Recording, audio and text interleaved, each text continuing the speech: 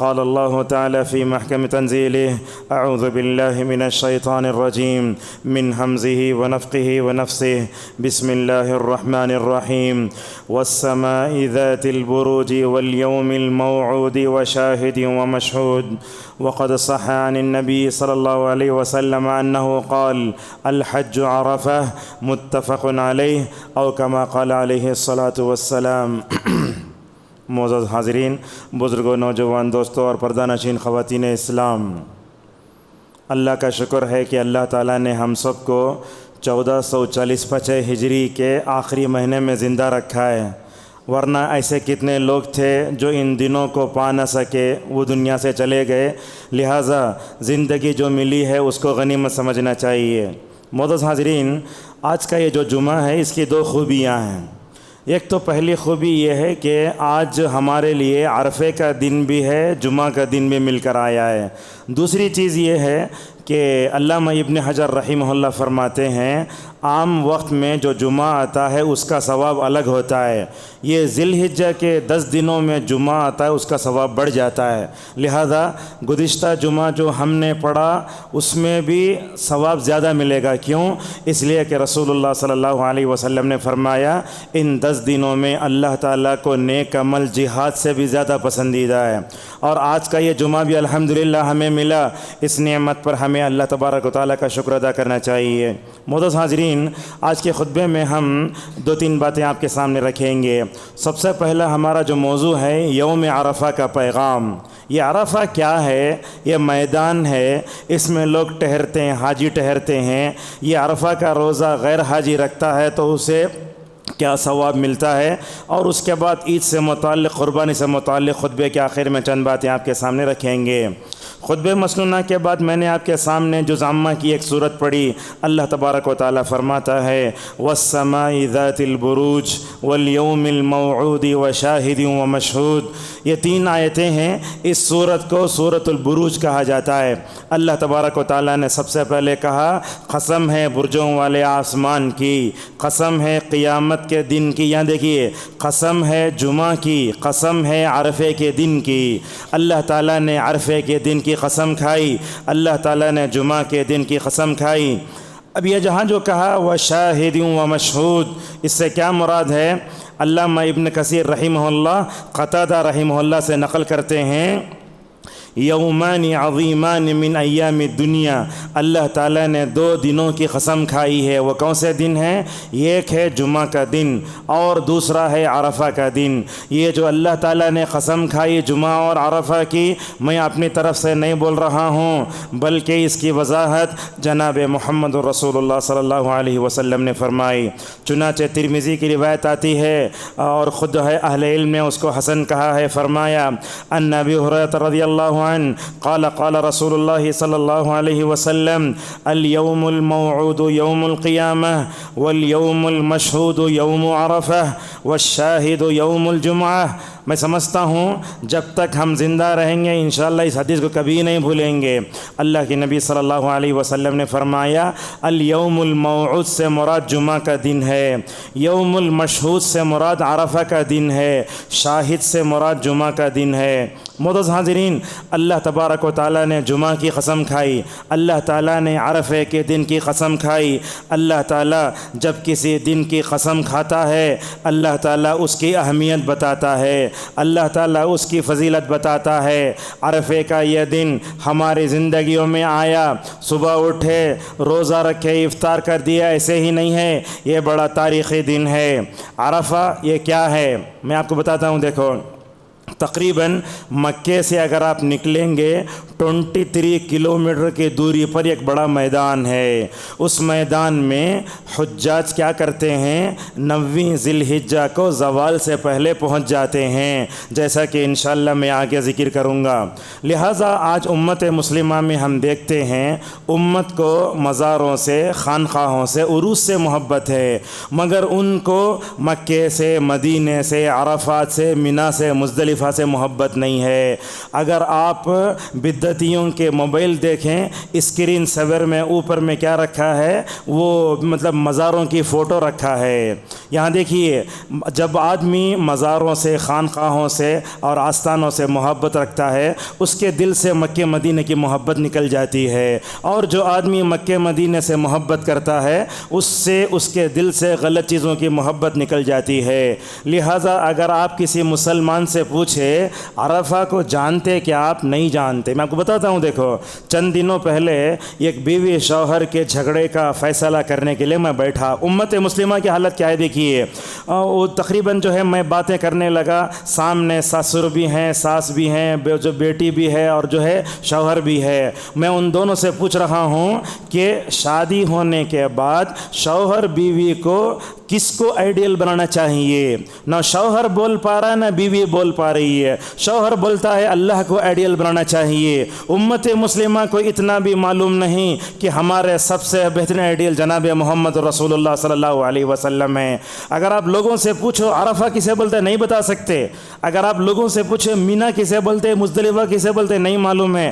مگر لوگوں کو خانقاہوں کے بارے میں، مزاروں کے بارے میں ابا جان، اماں جان، مرغ محلہ سب بولیں گے، مگر امت مسلمہ کو ان مشاعر مقدسہ کی جو ہے اہمیت نہیں ہے۔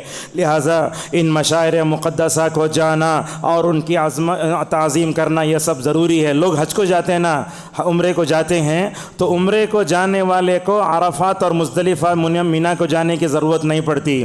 میرے والد کی اللہ مغفرت فرمائے، 2009 اور 10 میں وہ عمرے کے لیے آئے تھے، تو میں ان کا لے کر عرفہ، مینا، مزدلفہ سب بتایا، تو الحمدللہ دیکھ کر جو ہے انہوں نے یہ کہا کہ ہر مسلمان کو مرنے سے پہلے ان تمام مقامات مقدسہ کو دیکھنا چاہیے۔ معزز حاضرین، یہ عرفات، یہ وادی، یہ مینا، یہ مزدلفہ، ان سب کی تعظیم کرنا یہ ہمارے دلوں میں تقوی پیدا کرتا ہے۔ جس کے دل میں تقوی جتنا ہوتا ہے وہ ان مقامات کی اتنی عزت کرے گا۔ اللہ تعالیٰ نے سورہ حج میں کہا وَمَن يُعَظِّمْ شَعَائِرَ اللَّهِ فَإِنَّهَا مِن تَقْوَى الْقُلُوبِ۔ اب آئیے عرفے کا جو دن ہے اس کی کیا اہمیت ہے بتاتا ہوں۔ دیکھو، سب سے پہلی بات یہ ہے، عرفے کا دن حرمت والے مہینوں میں آتا ہے، جانتے ہیں نا، ذوالقعدہ، ذوالحجہ، محرم، رجب، یہ حرمت والے مہینے ہیں، اس میں گناہ نہیں کرنا چاہیے۔ اللہ نے سورہ توبہ میں کہا فَلَا تَظْلِمُوا فِيهِنَّ أَنفُسَكُمْ، اور اسی طریقے سے یہ عرفے کے دن کی فضیلت کے لیے اتنا کہنا کافی ہے۔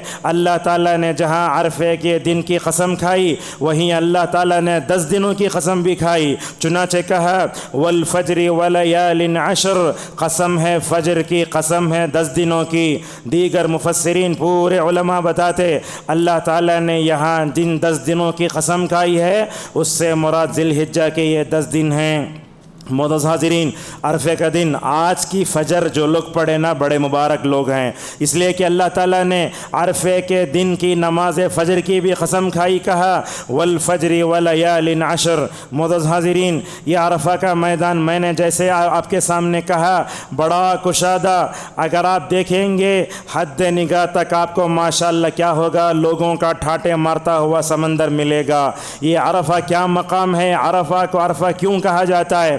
علامہ ابن کثیر رحمہ اللہ کہتے ہیں اللہ تبارک و تعالیٰ نے آدم کو زمین پر اتارا، اللہ تعالیٰ نے حوا کو زمین پر اتارا۔ یہ عرفے کا میدان وہ میدان ہے جہاں زمین پر دنیا میں حضرت آدم کی حوا سے ملاقات ہوتی ہے۔ معزز حاضرین، یہ عرفے کا جو میدان ہوتا ہے اس میں ٹہرنے سے ہی حج ادا ہوتا ہے۔ چنانچہ رسول اللہ صلی اللہ علیہ وسلم نے فرمایا الحج عرفہ، کہا حج کے ارکان، جیسے آپ جانتے ہیں نا، نماز میں سورہ فاتحہ نہیں پڑھا تو نماز نہیں ہوتی، اسی طریقے سے کوئی آدمی حج کرنے جاتا ہے، اگر وہ 9ویں ذی الحجہ کو زوال سے پہلے عرفہ کے میدان میں نہیں پہنچا اس کا حج نہیں ہوگا، بلکہ علماء نے کہا کہ اس کو دوسرے مکمل طور پر حج کرنا پڑے گا۔ معزز حاضرین، اس وقت ہم سوشل میڈیا کا بڑا غلط استعمال کرتے ہیں۔ ان دنوں میں ذرا اپنے بچوں کو عرفات کا میدان دکھاؤ، اپنے بچوں کو مزدلفہ کا اور مینا کا میدان دکھاؤ، ماشاءاللہ کیا نظریں ہوتی ہیں، کیا روحانی منظر ہوتا ہے۔ اگر انسان نگاہوں سے دیکھنا شروع کرے میں سمجھتا ہوں اس کے ایمان میں اضافہ ہو جاتا ہے۔ اگر آپ کے گھر میں وائی فائی ہے تو تکبیرات ڈالو اور حجاج کے ان مناظر کو، قافلوں کو دیکھتے جاؤ۔ ابراہیم کی ایک آواز پر ماشاءاللہ کیسے لاکھوں لوگ جمع ہوتے ہیں۔ اور آپ جانتے ہیں دشمنان اسلام کو یہ ہمارا حج کرنا پسند نہیں ہے اور ان کی پوری کوشش ہے کہ اس کو ختم کیا جائے۔ اور اب بتائیے دنیا میں جتنے مذاہب ہیں، مذہب اسلام کے نام پر اتنا بڑا مجمع، اتنی بڑی کانفرنس دنیا میں کہیں بھی جمع نہیں ہوتی۔ تبلیغی جماعت کے لوگ بعض جگہ جو ہے جمع ہو کر بڑے بڑے میلے لگاتے ہیں، بڑی بڑی کانفرنسیں کرتے ہیں، مگر میں سمجھتا ہوں حج ایک بڑی کانفرنس ہے، حج ایک بڑی بہت بڑی جو ہے کیا ہے، مکمل طور پر بڑا اجتماع ہے۔ کیا لاکھ، کیا گورا، کیا امریکہ کا، کیا جو ہے افریقہ کا، سارے لوگ ایک لباس میں ہوتے ہیں۔ اللہ اکبر، سفید لباس میں پہن کر جاتے ہیں اور دیکھیے ان کا جو ہے احرام ایک، اور ان تمام کا مقصد کیا ہے، اللہ تبارک و تعالیٰ کو خوش کرنا ہے۔ ایک بندہ اللہ کو خوش کرنے کے لیے کتنی تکلیفیں پڑتا ہے۔ اللہ کی خوشنودی بہت بڑی چیز ہے۔ اللہ نے اسی لیے سورہ توبہ میں کہا وَرِضْوَانٌ مِّنَ اللَّهِ اکبر، اللہ کی رضا کو پانے کے لیے بندہ سلی ہوئے سارے کپڑوں کو نکال دیتا ہے اور دو چادروں کو اوڑھ لیتا ہے۔ اس کے بعد وہ سب سے پہلے جو ہے مینا جاتا ہے، مینا سے مزدلفہ ہوتے ہوئے عرفات جاتا ہے۔ وہاں جاتے ہوئے اس کی زبان پر یہ الفاظ ہوتے ہیں لبیک اللہم لبیک لبیک لا شریک لک لبیک ان الحمد والنعمت لک والملک لا شریک لک۔ ان الفاظ پہ غور کرو، شاید اس کو کیا بولتے وہ بھی امت نہیں جانتی۔ اس کو بولتے ہیں تلبیہ۔ لبیک اللہم لبیک کا مطلب کیا ہوتا ہے، اے اللہ تو نے مجھے جسمانی طاقت دی، اے اللہ تو نے مجھے جو ہے مالی طاقت دی، اے اللہ تو نے مجھے اپنے در پہ ملایا، اے اللہ میں تیرے دربار میں حاضر ہو گیا ہوں، اے اللہ میں حاضر ہوں، اے اللہ میں حاضر ہوں۔ گویا بندہ جب لبیک اللہم لبیک کہتا ہے تو گویا وہ اللہ تعالیٰ سے بات کرتا ہے۔ اور دیکھو یہ حج کا سب سے بڑا انعام جو حاجی کو ملتا ہے وہ عقید توحید ہے۔ کتنے ایسے لوگ ہیں جو حج کو جاتے ہیں بدعت میں ڈوبے ہوئے ہوتے ہیں، کتنے ایسے لوگ ہیں حج کو جاتے بدعت و خرافات میں ڈوبے ہوئے ہوتے ہیں۔ میں سمجھتا ہوں اگر حاجی کا حج مبرور اگر اسے ہونا ہے، حج کی طرف سے سب سے بہترین انعام اگر اسے ملنا ہے تو عقید توحید ہے۔ لہٰذا الفاظ پہ غور کرو، لا شریک لک، اے اللہ تیرا کوئی شریک نہیں ہے، ان الحمد، اے اللہ تیری تعریف ہے، اے اللہ یہاں تک پہنچایا۔ کیا جانتے ہیں آج کل تو انڈیا سے بیٹھے کہیں سے بھی، چنئی سے بھی، بنگلور سے بھی 4.5 گھنٹے میں جدہ چلے گئے۔ پہلے لوگ حج کرنے کے لیے 4 مہینے سمندری جہازوں میں جاتے تھے۔ لہٰذا اس مقدس مقام پر پہنچ کر بندہ یہ کہتا ہے اے اللہ ساری تعریفیں تیرے لیے ہیں، اے اللہ اگر تیری نعمت نہ ہوتی تو میں یہاں نہیں پہنچتا۔ پھر بولتا ہے لا شریک لک لا شریک لک۔ معزز حاضرین، یہ جو تلبیہ ہوتا ہے نا ماشاءاللہ پورا مینا گونج اٹھتا ہے، پورے عرفے کے میدان میں جو ہے یہ تلبیہ کی آوازیں ہوتی ہیں۔ حالانکہ زبانیں مختلف، کوئی کنڑ بول رہا ہے، کوئی جاپانی بول رہا ہے، کوئی انگریزی بول رہا ہے، مگر زبان پر ایک ہی الفاظ لبیک اللہم لبیک لبیک لا شریک لک لبیک۔ معزز حاضرین، یہ جب الفاظ بولتے ہیں حجاج کرام تو ماشاءاللہ اس کا کائنات پر بھی اثر پڑتا ہے۔ اللہ کے نبی صلی اللہ علیہ وسلم سے پوچھا گیا یا رسول اللہ تلبیہ پڑھنے والوں کے لیے خوشخبری کیا ہے؟ آپ نے فرمایا تلبیہ پڑھنے والوں کے لیے جنت کی خوشخبری ہے۔ بلکہ بعض روایتوں میں آیا جب حج کرنے والے، عمرہ کرنے والے لبیک اللہم لبیک کہتے ہیں تو یہ پتھر بھی الحمدللہ ساتھ میں تلبیہ پڑھتے رہتے ہیں، اللہ اکبر۔ تو اس سے کیا معلوم ہوتا ہے؟ اس سے معلوم ہوتا ہے حج کے یہ دن جب آتے ہیں تو ماشاءاللہ کائنات پر بڑا اثر پڑتا ہے۔ یہ الفاظ دیکھو جبریل علیہ السلام کے بارے میں رسول اللہ صلی اللہ علیہ وسلم نے کیا فرمایا؟ فَأَمَرَنِي أَنْ أَمُرَ أَصْحَابِي أَنْ يَرْفَعُوا أَصْوَاتَهُمْ بِالْإِهْلَالِ وَالتَّلْبِيَةِ۔ کہتے ہیں جناب محمد رسول اللہ صلی اللہ علیہ وسلم جبرائیل میرے پاس آئے اور کہا اے محمد، یہ دیکھو اے محمد تم اپنے گھر اپنے صحابہ کو جو ہے یہ حکم دو کہ وہ لبیک اللہم لبیک زور سے پڑھیں۔ معزز حاضرین، یہ عرفے کا دن بڑا مبارک دن ہے، یہ عرفے کا دن بڑا تاریخی دن ہے، یہ عرفے کا دن بڑا انقلابی دن ہے۔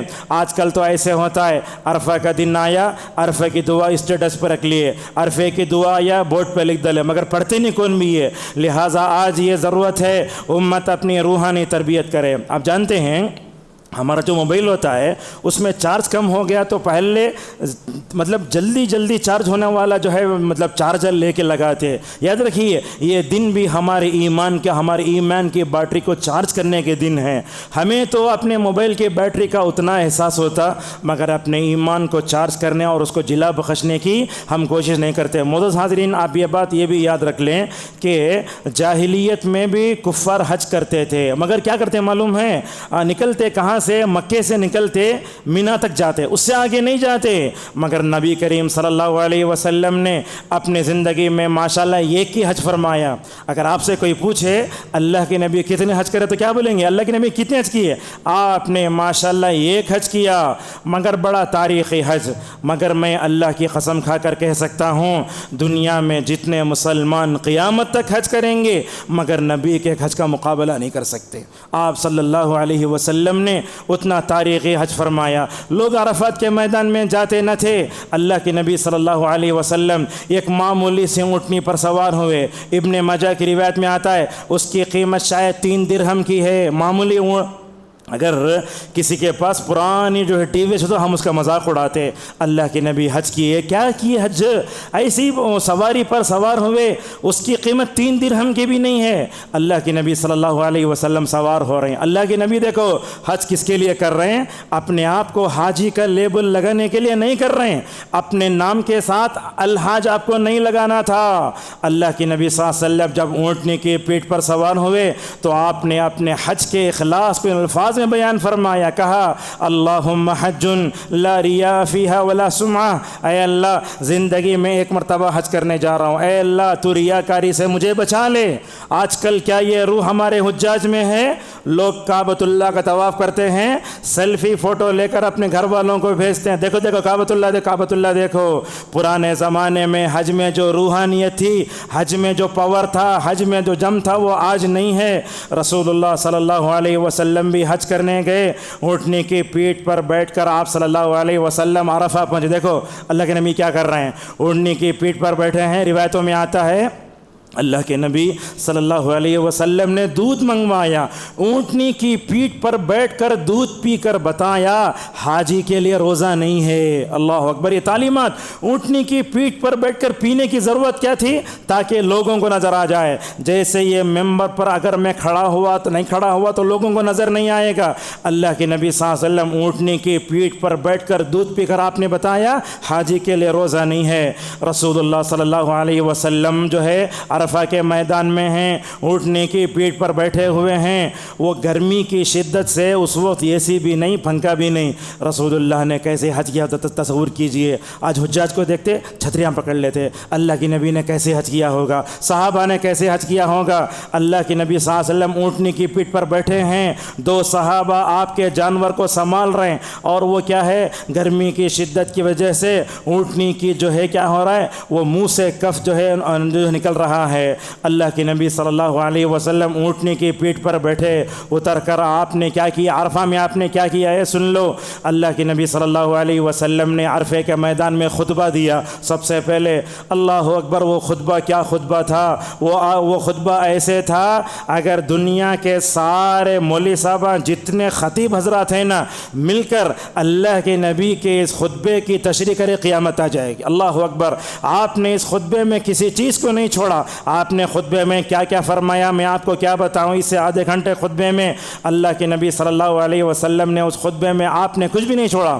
آپ کو بتاتا ہوں دیکھو اگر یہ خطبہ چلتا رہا مسجد میں UPS نہیں رہی تو خطبہ کرنٹ آف ہو جاتا. عورتوں کے لیے مسئلہ پیدا ہو جاتا. کیسے سنے ہوں گے 1 لاکھ صحابہ بغیر مائک کے خطبہ. ذرا تصور کیجئے. حضرات صحابہ اکرام کہتے ہیں یہ ہمارے لیے کرامت تھی. اللہ کے نبی اونٹنی کی پیٹھ پر بیٹھ کر خطبہ دے رہے ہیں، ہم اپنے ٹینٹ میں بیٹھ کر ماشاءاللہ آرام سے سن رہے ہیں. اللہ تعالیٰ نے کرامت کے طور پر نبی کی آواز کو ماشاءاللہ صحابہ تک پہنچایا.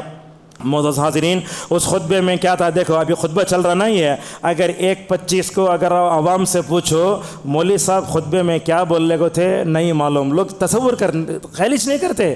حضرات صحابہ کرام کی حرص دیکھو۔ عبدالرزاق البدر حفظہ اللہ کہتے ہیں جس صحابی نے خطبہ حجۃ الوداع میں عرفے کے خطبے میں جو چیز سنی امت تک پہنچایا، اس موقع پر نبی کریم صلی اللہ علیہ وسلم نے جملہ ارشاد فرمایا، کہا فَلْيُبَلِّغِ الشَّاهِدُ الْغَائِبُ، یہاں جو حاضر ہے وہ غائب تک پہنچا دے۔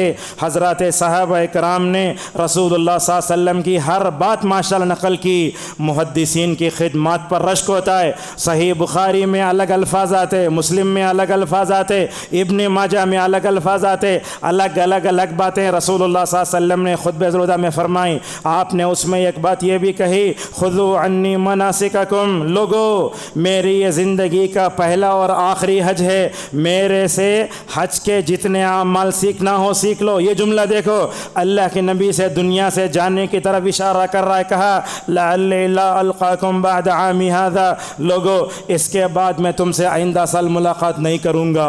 اللہ کے نبی نے اپنی وفات کا اشارہ خطبہ حجۃ الوداع میں دے دیا۔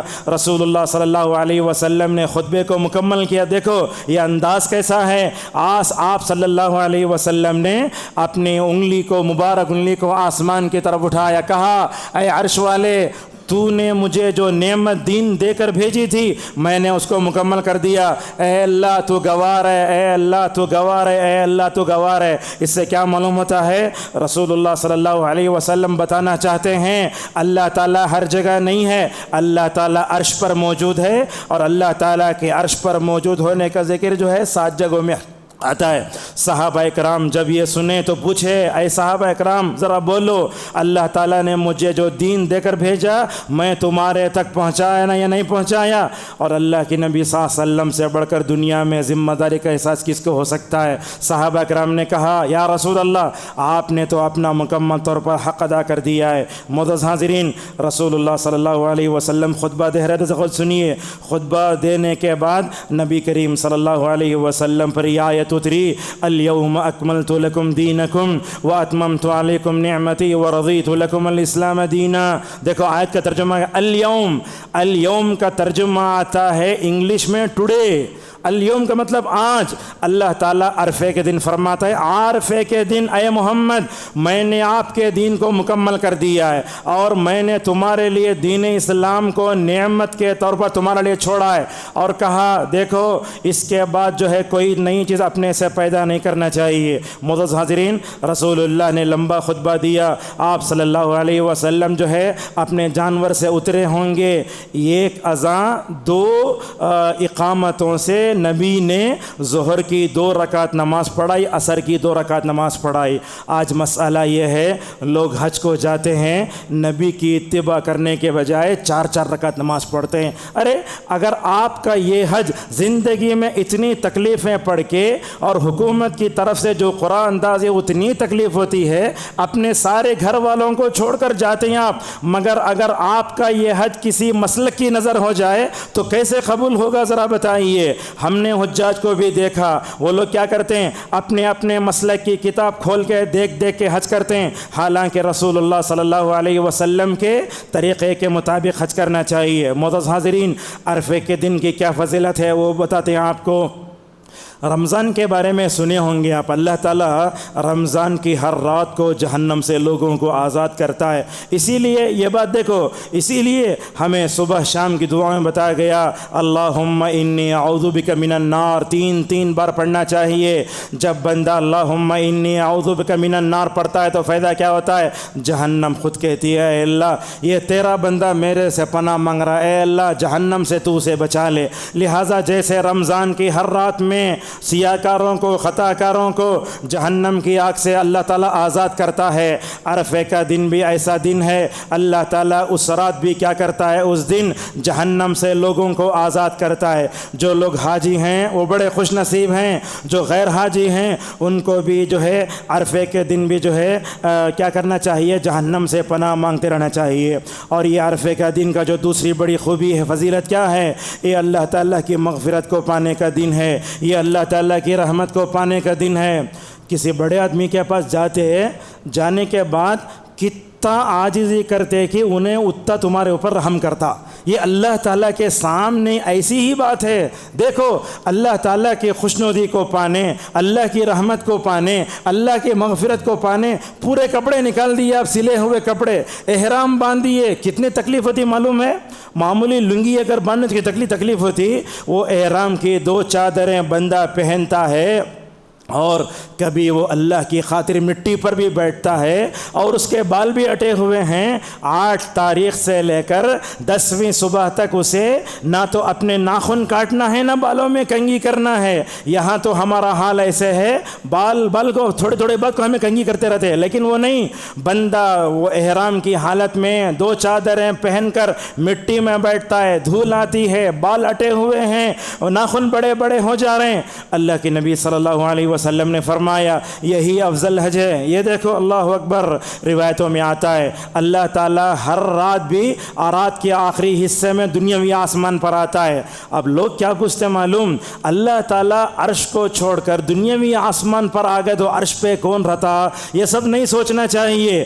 ہر رات کے آخری حصے میں اللہ تعالیٰ دنیاوی آسمان پر آتا ہے. روایتوں میں یہ بھی آتا ہے اللہ تعالیٰ عرفے کے دن بھی دنیاوی آسمان پر آتا ہے. اللہ اکبر, کیا آسمان رہا ہوگا, کیا مبارک گھڑی رہی ہوگی. اللہ تعالیٰ فرشتوں کو بلاتا, دیکھو ادھر آؤ, ادھر آؤ, دیکھو میرے ان بندوں کی طرف, دیکھو میرے ان بندوں کی طرف, دیکھو 2 چادریں اوڑھ کر میری خوشنودی کو پانے کے لیے کبھی بندہ مٹی میں بیٹھ رہا ہے, کبھی اپنے ناخن کو نہیں کاٹ رہا ہے, کبھی بال اٹے ہوئے ہیں. اللہ تعالیٰ پوچھتا ہے فرشتوں سے, اے فرشتوں کیا تم جانتے ہو یہ میرے بندے کیوں آئے؟ تو فرشتے بولتے ہیں اے اللہ تیری رحمت کو, تیری مغفرت کو پانے آئے. اللہ تعالیٰ فرماتا ہے اے فرشتوں میں اپنے ان بندوں کو لے کر تمہارے اوپر بھی فخر کرتا ہوں اور کہتا ہوں آج چلو ان کو میں معاف کرتا ہوں. دیکھو حج اتنی بڑی جو ہے عظیم عبادت ہے, مگر زندگی میں ایک مرتبہ فرض ہوتی ہے. جیسے مشکل کے ساتھ بندہ کرتا ہے ثواب بھی اتنا بڑا بتایا گیا. آپ نے فرمایا من حج ولم یرفث ولم یفسق رجع کیوم ولدتہ امہ. آپ نے فرمایا کہ جو بندہ حج کرتا ہے, بیہودہ بات نہیں کیا, جہالت نہیں برتا اور حج کے پورے آداب کا لحاظ رکھا, اللہ کی اطاعت کیا, رسول اللہ کی اطاعت کیا, تو کیا فرمایا حج کرنے کے بعد وہ گناہوں سے ویسے پاک ہوگا جیسے اس کی ماں نے ابھی اس کو جنائے. محترمین, یہ عرفے کا دن دعاؤں کی قبولیت کا وقت بھی ہے. ابن عبد البر رحمہ اللہ کہتے ہیں عرفے کے دن جو بھی دعا قبول ہوتی ہے, جو ہے عرفے کے دن جو بھی دعا ہوتی قبول ہوتی ہے. کبھی وہ کل عرفہ گزرا سعودی عرب میں, آپ دیکھے ہوں گے زوال سے لے کر سورج کے غروب ہونے تک اللہ اکبر لوگ دعائیں مشغول ہیں. کوئی آدمی اپنے گناہوں پر رو رہا ہے, کوئی آدمی اپنے بیوی بچوں کے لیے دعا کر رہا ہے, کوئی آدمی اپنے ماں باپ کے لیے دعا کر رہا ہے. اللہ اکبر, اسلاف کا کیا حال ہوتا تھا, دیکھو اسلاف کا کیا حال ہوتا تھا. آج بھی لوگ عرفے کے میدان میں جاتے, مینا مزدلفہ جاتے, مگر دل پر اور ان کے اذہان و قلوب پر وہ اثر نہیں ہوتا جو اسلاف کی حج میں ہوتا تھا. سفیان ثوری رحمہ اللہ دیکھو کیا حال تھا, جب وہ عرفے کے میدان میں ہوتے بولتے اے اللہ دیکھو تو میری وجہ سے تو یہ عرفے میں جو لوگ ہیں ان کو جو ہے بخشش سے محروم نہ کر. اے اللہ میں تیرا سیاہ کار بندہ ہوں, تیری معافی کو پانے کے لیے آیا ہوں. اے اللہ اگر میں خطا کار ہوں میری وجہ سے تو ان کو کیا نہ کر, محروم نہ کر. اللہ اکبر. اور یہ عرفے کے میدان کا اور ایک بڑا پیغام ہے, وہ کیا, حد نگاہ تک انسانوں کا ٹھاٹے ماندہ ہوا سمندر جب دیکھتے ہیں نا, اس کا ایک بہت بڑا پیغام ہے. اللہ تعالیٰ جب حجاج کو عرفے کے میدان میں جمع کرنے کی طاقت رکھتا ہے, وہیں اللہ تعالیٰ محشر کے میدان میں بھی الحمدللہ جمع کرنے کی طاقت رکھتا ہے. یہ 2 چادریں اصل میں کفن میں ہیں. دیکھو اللہ اکبر کیسی عزت ہوتی ہے حاجی کی. جب کوئی حاجی مر جاتا ہے, عمرہ کرنے والا مر جاتا ہے احرام پہن کر, تو رسول اللہ صلی اللہ علیہ وسلم نے فرمایا اس کے سر کو مت ڈھانپو, اس کے سر کو مت ڈھانپو. مکے میں کتنے ایسے جنازے دیکھے ہوں گے آپ کہ حاجی حالت احرام میں مر گیا, عمرہ کرنے والا حالت احرام میں مر گیا, اس کے سر کو مت ڈھانپو, سر کھلا رہتا ہے. وہی جو چادریں کفن کا مکمل طور پر درجہ رکھتی ہیں. اللہ کے نبی نے فرمایا فَإِنَّهُ يُبْعَثُ يَوْمَ الْقِيَامَةِ مُلَبِّيًا, جیسے وہ تلبیہ پڑھتے ہوئے مرا, قیامت کے دن بھی تلبیہ پڑھتے ہوئے الحمدللہ جو ہے وہ اپنی قبر سے اٹھے گا. معزز حاضرین، عرفے کے دن کی خصوصیات کو بھی آپ کے سامنے بیان کرتے ہیں۔ عرفے کے دن کی سب سے بڑی خوبی یہ ہے، عرفے کا دن جب بھی ہمارے زندگی میں آتا ہے ہمیں اپنے عقیدے توحید کی تجدید کرنا چاہیے۔ آپ جانتے ہیں نا، سورہ اعراف 172 آیت نمبر ہے، اس میں اللہ تعالیٰ فرماتا ہے ہمیں دنیا میں آنے سے پہلے سارے لوگوں کی روحوں کو اللہ نے جمع فرمایا۔ سنے ہوں گے آپ، یہ سارے لوگوں کی روحوں کو اللہ نے جمع فرمایا۔ وہ کہاں جمع فرمایا ہمیں اب تک نہیں معلوم تھا، مگر مستدرک اور مسند احمد کی روایت میں آتا ہے، روایت میں ایسا ہے، میدان عرفات کے قریب میں نعمان نامی ایک جگہ ہے، ایک نئی چیز ہے یہ ہمارے واسطے۔ عرفات کے میدان کے قریب میں نعمان نامی ایک جگہ ہے، وہاں قیامت تک پیدا ہونے والے آدم کے بیٹوں کو اللہ نے جمع فرمایا، چاہے وہ کافر ہو، یہودی ہوں، مجوسی ہوں، دیڑ ہوں، کوئی بھی ہوں، غیر مسلم ہوں، سب کو جمع فرمایا۔ اللہ تعالیٰ نے ساری روحوں سے پوچھا الست بربکم، کیا میں تمہارا رب نہیں ہوں؟ ساری روحوں نے اس وقت میں اعتراف فرمایا اے اللہ تو ہمارا رب ہے۔ اس سے کیا سمجھ میں آتا ہے؟ یہ توحید کا اعتراف بھی عرفے کے دن لیا گیا اور عرفے کے میدان کے بازو لیا گیا۔ کیا عرفے کے میدان میں جانے والے حجاج کو اس کا علم ہے؟ کبھی وہ عرفے کو جاتے ہیں تو کیا ہمیں اس کا علم ہوتا ہے؟ لہٰذا دیکھو عرفے کی جو دعا یہاں بورڈ پر بھی لکھی ہوئی ہے اس میں بھی الحمدللہ توحید کا ذکر ہے۔ رسول اللہ صلی اللہ علیہ وسلم نے فرمایا خیر الدعاء دعاء یوم عرفہ وافضل ما قلت والنبیون من قبلی لا الہ الا اللہ وحدہ لا شریک لہ لہ الملک ولہ الحمد وہو علی کل شیء قدیر، رواہ الترمذی۔ آپ نے فرمایا عرفے کے دن کی دعا سب سے بہترین دعا ہے۔ وہ دعا کیا ہے؟ لا الہ الا اللہ وحدہ لا شریک لہ لہ الملک ولہ الحمد وہو علی کل شیء قدیر۔ اس حدیث میں غور کرنے کی بات معزز سامعین، آپ نے کیا فرمایا؟ میرے سے پہلے حج کرنے والے نبیوں نے یہ دعا پڑھی ہے۔ اس کا مطلب کیا سمجھ میں آیا؟ حج عبادت اللہ کے نبی کی نہیں تھی، بلکہ حج آپ سے پہلے نبیوں نے بھی فرمایا۔ بلکہ بعض روایتوں میں آتا ہے مسجد خیف میں کھڑے ہو کر رسول اللہ نے مینا میں ایک مسجد ہے، کہا اس مسجد میں میرے سے پہلے 70 انبیاء نے نماز پڑھی ہے۔ معزز حاضرین، یہ دعا کون پڑھنا چاہیے؟ بعض علماء کہتے ہیں جو لوگ حج میں جاتے انہوں پڑھنا، بعض علماء بولتے غیر حاجی بھی پڑھ سکتا ہے، لہٰذا اگر کوئی آج پڑھ لے تو انشاءاللہ کوئی حرج نہیں۔ اور ایک بات دیکھو، علامہ ابن القیم رحمہ اللہ کہتے ہیں سال بھر میں سب سے فضیلت والی رات شب قدر ہے، اور سال بھر میں سب سے افضل اگر دن ہے تو عرفہ کا دن ہے۔ لہٰذا عرفے کے دن کی عبادت بڑی اہمیت کی ہے، اور اسلام الحمدللہ کتنا اچھا مذہب ہے۔ دیکھو ایک آدمی حج کو نہیں جاتا، سوچتا انہیں حج کو جا کے اتنا ثواب پڑھنا، مجھے کیا ثواب ملتا؟ اللہ کے نبی صلی اللہ علیہ وسلم نے اسی لیے فرمایا، کیا کہا صیام یوم عرفہ احتسب علی اللہ ان یکفر السنۃ التی قبلہ والتی بعدہ۔ آپ نے کہا غیر حاجی کو مایوس ہونے کی ضرورت نہیں ہے، عرفے کا روزہ رکھو، کتنے دن کے گناہ معاف ہوں گے معلوم؟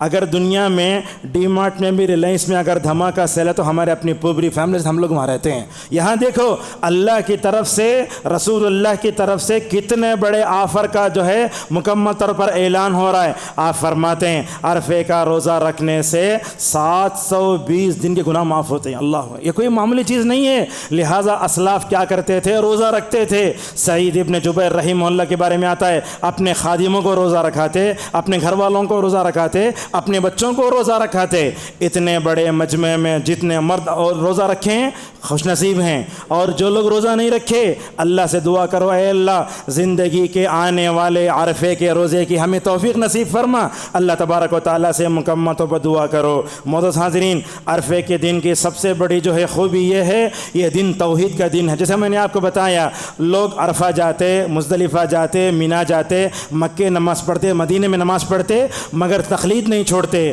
اور کبھی جو ہے وہ بدعت و خرافات نہیں چھوڑتے، اور وہ کبھی توحید پڑھ کے واپس نہیں آتے۔ میں آپ کو ایک چیز بتاتا ہوں، دیکھو آج بھی الحمدللہ جو لوگ کام کرنے عرب کو جاتے ہیں نا، جا کر وہاں ریال کماتے، وہ اپنی جگہ ہیں۔ میں سمجھتا ہوں سعودی عرب جانے کا سب سے بڑا فائدہ جو لوگوں کو ہوتا ہے، لوگ توحید پرست بنتے ہیں۔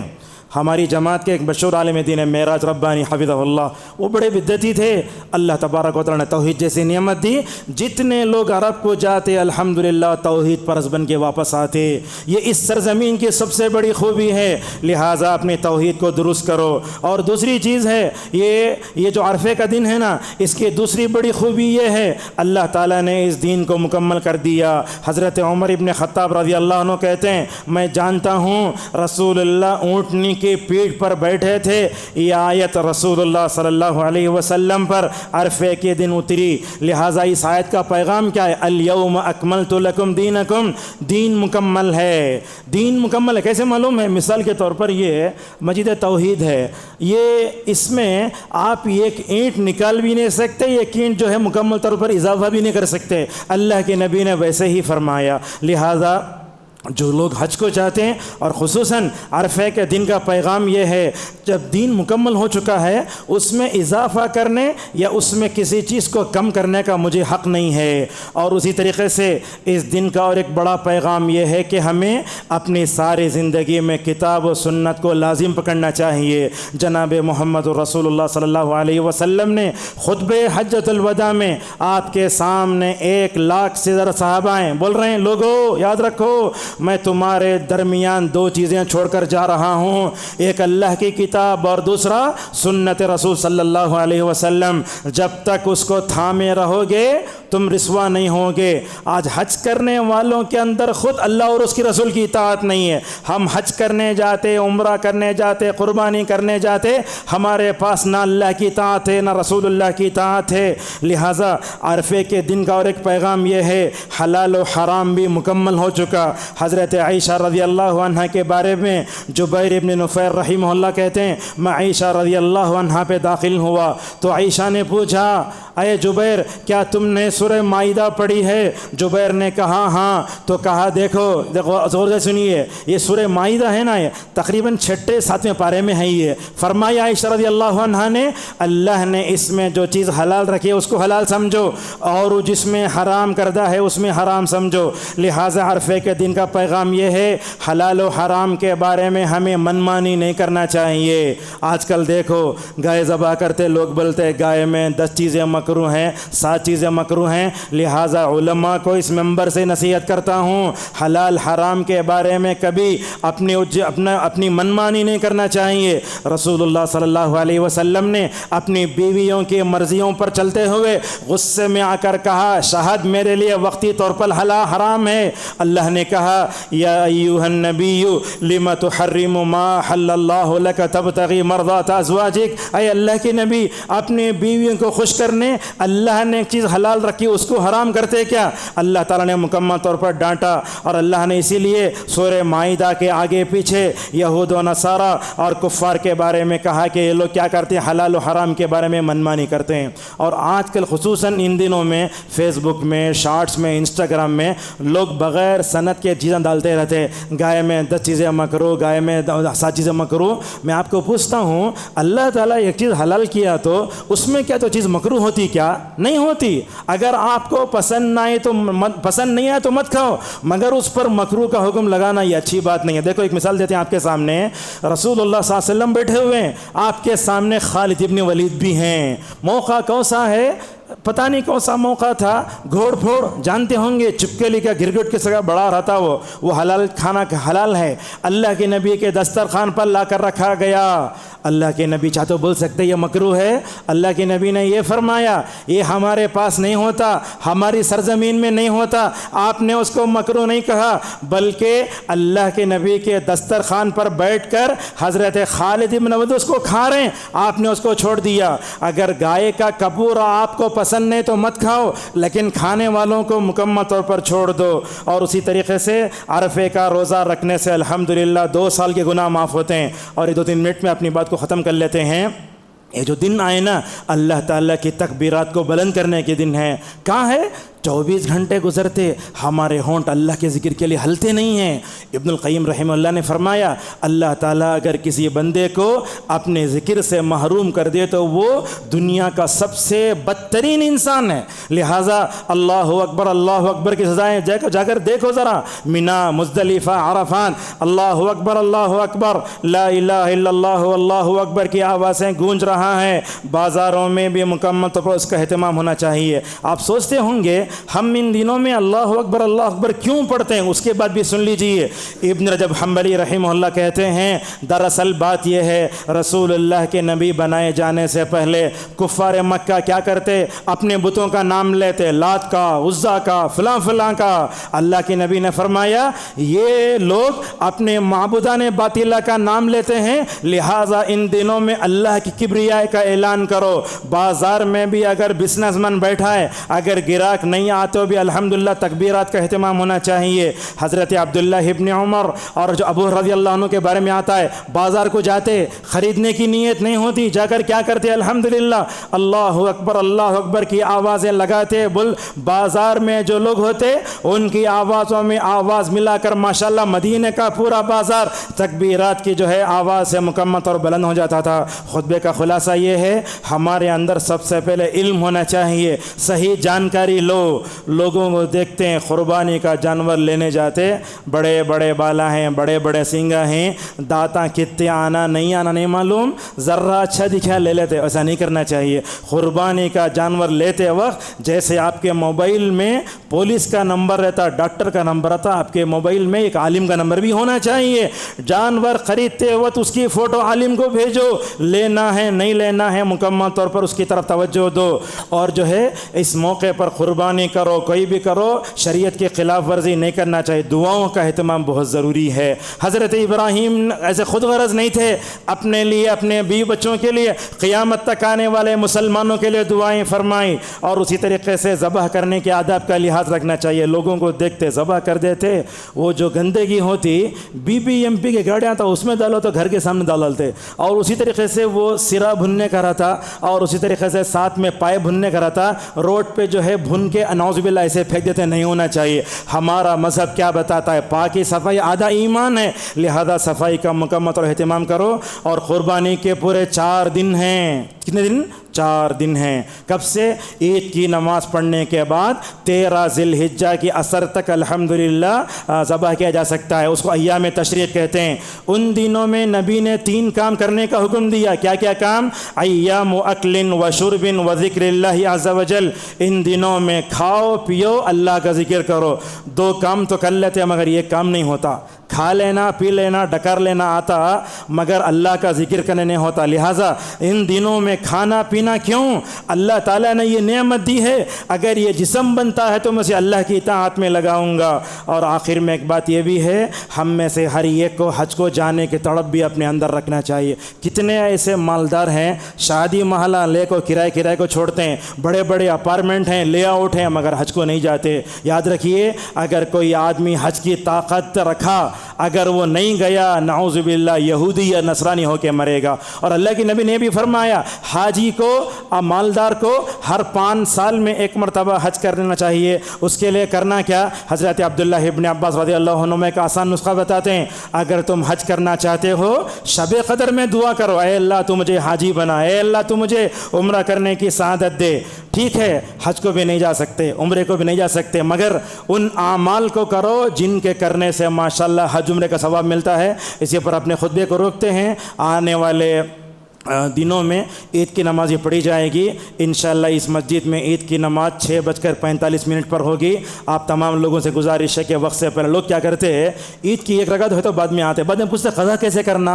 ارے سال بھر میں 1 مرتبہ پڑھتے، کٹنگ کرنے جاتا، کھتی مل لینے جاتا، دکان کو جاتا، کپڑے استری کرنے دیکھے، وہ سارے کام کر کو نماز چھوٹ جاتی ہے۔ نہیں ہونا چاہیے۔ سال بھر میں 1 نماز پڑھتا نا، عید کی نماز واجب ہے، لہٰذا سارے کام رات میں کر لو، اور مردوں کو عورتوں کو سب میں عید میں مکمل طور پر خوشی میں شریک کرو۔ اسی پر اپنے خطبے کو روکتے ہیں۔ اللہ تبارک و تعالیٰ سے ہماری دعا ہے اللہ تعالیٰ ہم سب کو حج کے مقاصد کو جو ہے اپنے ذہنوں میں رکھنے کی توفیق عطا فرمائے۔ اللہ تعالیٰ مکے کی، مدینے کی اور عرفات کی، مزدلفہ کی اور مینا کی احترام کرنے کی ہم سب کو توفیق عطا فرمائے۔ اللہ تعالیٰ جو لوگ حج کو گئے اللہ تعالیٰ ان کے حج کو حج مبرور بنائے، اور جتنے دنیا کے کونے کونے سے مسلمان آئے اللہ تعالیٰ ان کی حفاظت فرمائے۔ اللہ تعالیٰ سعودی حکومت کی حفاظت فرمائے۔ اتنے لاکھوں لوگوں کے لیے ماشاءاللہ حج کا انتظام کرتے ہیں۔ ہم ایک معمولی جلسہ چلانا تو والنٹر رکھتے، مگر ہزاروں لوگ آتے ہیں، تو اللہ تعالیٰ سے دعا ہے اللہ تعالیٰ سعودی حکومت کی حفاظت فرمائے، ان کی جو ہے ماشاءاللہ کوششوں قبول فرمائے۔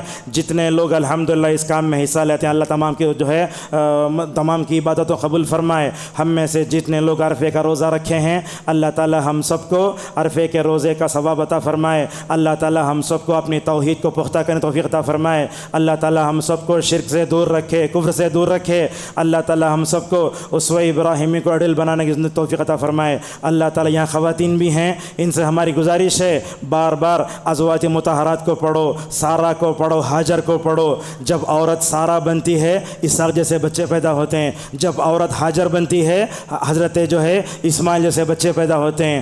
صحیح کرنے والے جانتے ہیں ہری لائٹ لگی ہوئی ہے، اس کے درمیان میں دوڑتے ہیں تو ہاجر یاد آتی ہے۔ وہ شیر خوار بچہ، دودھ پیتا بچہ، ایک ذرہ کھجور پانی لے کر چلے گئے، ختم ہوا، تڑپنے لگی ماں۔ وہ ایمان افروز عورت کیسے تھی، اپنے بچے کی تربیت کرنے کے لیے گئیں جہاں بغیر ستون کے آسمان نظر نہ آتا تھا۔ اللہ تعالیٰ نے دوڑنے والے ہاجر کو قیامت تک کے لیے ماشاءاللہ مکمل طور پہ عزیز بنا دیا ہے۔ اللہ تعالیٰ ہماری عبادتوں قبول فرمائے۔ اللہ تعالیٰ نماز عید میں جلدی سے جلدی آنے کی توفیق عطا فرمائے۔ قربانی کے بارے میں شریعت نے جو باتیں بتائیں اس پر عمل کرنے کی ہم سب کو توفیق عطا فرمائے۔ قربانی کے جو آداب بتائے گئے اللہ تعالیٰ جو ہے ہماری حفاظت فرمائے۔